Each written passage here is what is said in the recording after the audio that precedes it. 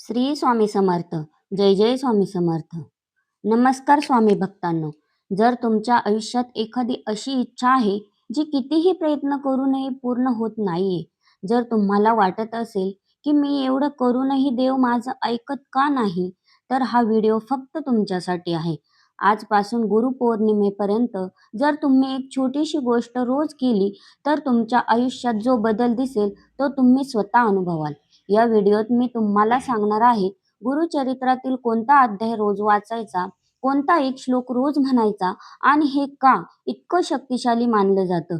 Video शेवटपर्यंत नक्की पहा, कारण शेवटी मी तुम्हाला हे कसं करायचं याची संपूर्ण सोपी पद्धत सांगणार आहे. श्री गुरुदेव दत्त. श्री स्वामी समर्थ. नमस्कार स्वामी भक्तांनो. स्वागत आहे तुमचं पुन्हा एकदा आपल्या या भक्ती आणि अध्यात्माच्या प्रवासात. आज आपण बोलणार आहोत एका अत्यंत श्रद्धेच्या आणि पवित्र विषयावर, गुरुचरित्र आणि गुरुपौर्णिमा. आपल्या हिंदू संस्कृतीत गुरुला देवापेक्षाही श्रेष्ठ स्थान दिलं गेलं आहे. असं म्हटलं जातं, गुरुर ब्रह्मा गुरुर विष्णू गुरुर देव महेश्वरा गुरुर साक्षात परब्रह्म तस्मै श्री गुरवे नमः. याचा अर्थ असा आहे की गुरु हाच ब्रह्मा आहे, गुरु हाच विष्णू आहे, गुरु हाच महेश्वर आहे आणि गुरु हाच साक्षात परब्रह्म आहे. अशा गुरुला माझा नमस्कार असो. आणि स्वामी भक्तांनो, हाच तो श्लोक आहे जो आपण आजपासून गुरुपौर्णिमेपर्यंत रोज म्हणायचा आहे. याबद्दल सविस्तर पुढे बोलूच, पण आधी समजून घेऊया गुरुचरित्र म्हणजे नेमकं काय आणि ते वाचायचं महत्त्व काय. गुरुचरित्र हा दत्त संप्रदायातील सर्वात पवित्र आणि सर्वात जास्त वाचला जाणारा ग्रंथ आहे. हा ग्रंथ श्री गणेश दत्तात्रय उर्फ श्री सरस्वती गंगाधर यांनी रचला आहे. या ग्रंथात भगवान दत्तात्रयाच्या श्रीपाद, श्रीवल्लभ आणि श्री नृसिंह सरस्वती या दोन अवतारांच्या लीला वर्णन केलेल्या आहेत.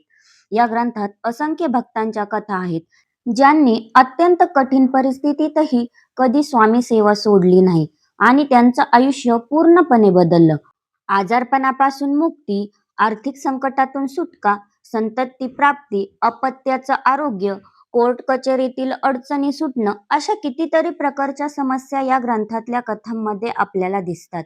आणि स्वामी भक्तांनो, हा ग्रंथ फक्त वाचण्यासाठी नाही तर अनुभवण्यासाठी आहे. लाखो भक्तांचा असा ठाम अनुभव आहे की जेव्हा मनापासून श्रद्धेने आणि नियमितपणे गुरुचरित्राचं वाचन केलं जातं, तेव्हा आयुष्यातल्या अवघड समस्या हळूहळू सुटायला लागतात.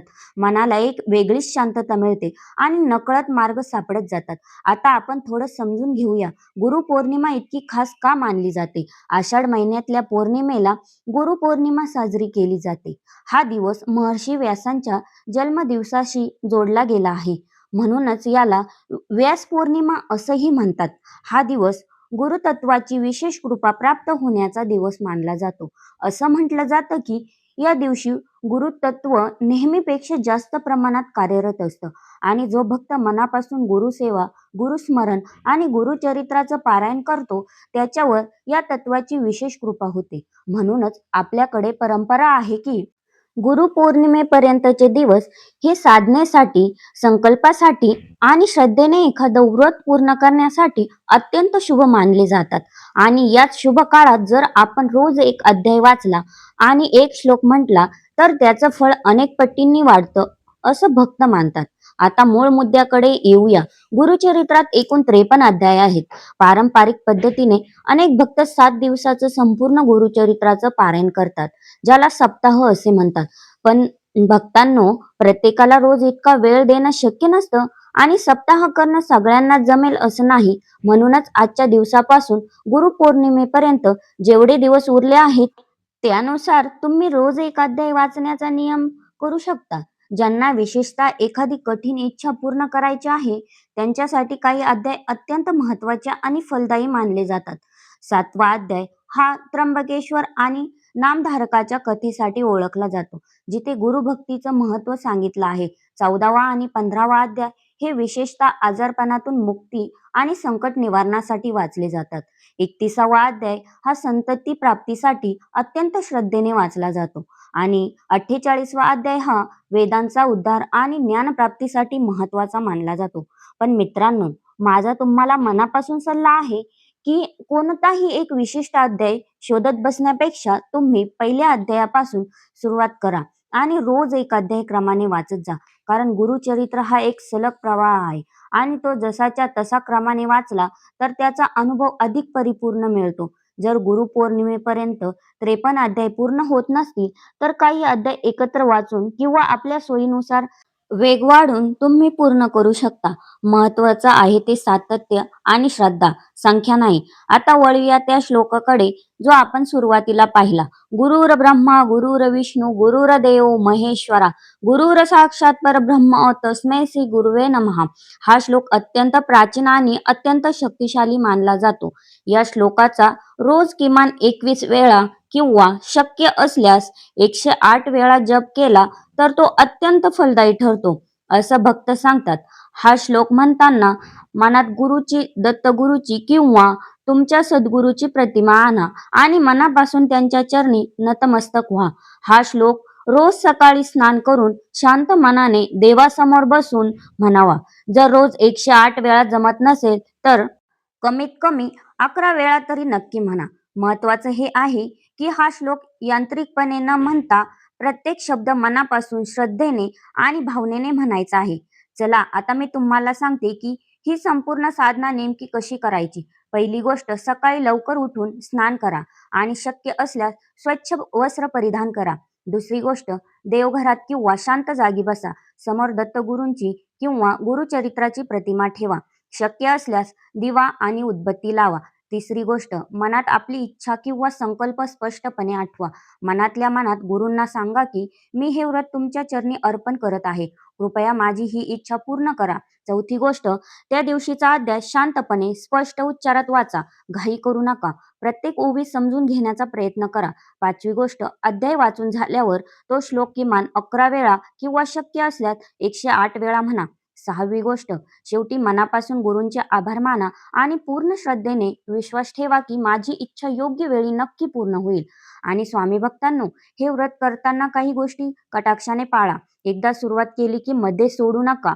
रोज न चुकता करा. मनात शंका ठेवू नका. या साधनेदरम्यान सात्विक आणि साधं अन्न घ्या आणि सर्वात महत्त्वाचं, कोणाचेही मन दुखवू नका. कोणाशीही वाईट वागू नका. कारण गुरु कृपा मिळवण्यासाठी शुद्ध मन आणि शुद्ध वर्तन हे सगळ्यात महत्त्वाचं आहे. तर स्वामी भक्तांनो, हे लक्षात ठेवा की गुरुचरित्र वाचन किंवा श्लोक म्हणणं ही केवळ एक क्रिया नाही, तर ती एक भावना आहे. आपले पूर्वज हजारो वर्षांपासून या श्रद्धेने जगत आले आहेत. ज्यावेळी आयुष्यात सगळे मार्ग बंद वाटतात, ज्यावेळी माणसाची मदत अपुरी पडते, त्यावेळी ही श्रद्धा आपल्याला आधार देते. अनेक भक्तांनी असा अनुभव घेतला आहे की या साधनेदरम्यान त्यांना स्वप्नात संकेत मिळाले, अचानक मार्ग सापडले. ज्या गोष्टी वर्षानुवर्षे अडकल्या होत्या त्या अनपेक्षितपणे सुटल्या. पण स्वामी भक्तांनो, हे लक्षात घ्या की ही साधना म्हणजे जादूची कांडी नाही. ही साधना आपल्याला संयम शिकवते आणि आपल्या मनाला त्या कठीण काळातही स्थिर ठेवते. आणि हीच मनाची स्थिरता पुढे आपल्याला योग्य निर्णय घ्यायला, योग्य मार्ग शोधायला मदत करते. त्यामुळे निकालाची घाई न करता पूर्ण समर्पणाने आणि नियमितपणे ही साधना करा. तर स्वामी भक्तांनो, आजपासून गुरुपौर्णिमेपर्यंत जेवढे दिवस उरले आहेत, त्या प्रत्येक दिवशी एक अध्याय गुरुचरित्रातील वाचा आणि रोज हा श्लोक मनापासून म्हणा. गुरुर ब्रह्मा गुरुर विष्णू गुरुर्देव महेश्वरा गुरुर साक्षात परब्रह्म तस्मै श्री गुरुवे नमः. पूर्ण श्रद्धेने, पूर्ण समर्पणाने आणि सातत्याने हे व्रत पाळा आणि विश्वास ठेवा, कितीही कठीण इच्छा असो, गुरुकृपेने ती नक्की पूर्ण होईल. फक्त योग्य वेळेची वाट पाहायला शिका. आणि हा व्हिडिओ जर तुम्हाला उपयुक्त वाटला असेल तर तो तुमच्या कुटुंबियांना आणि मित्रमैत्रिणींना नक्की पाठवा, जेणेकरून त्यांनाही या पवित्र साधनेचा लाभ घेता येईल. व्हिडिओ आवडल्यास लाईक करा, शेअर करा आणि चॅनलला सबस्क्राईब करायला विसरू नका. श्री स्वामी समर्थ. जय जय स्वामी समर्थ. भेटूया पुढील अशाच आध्यात्मिक आणि भक्तिमय व्हिडिओमध्ये.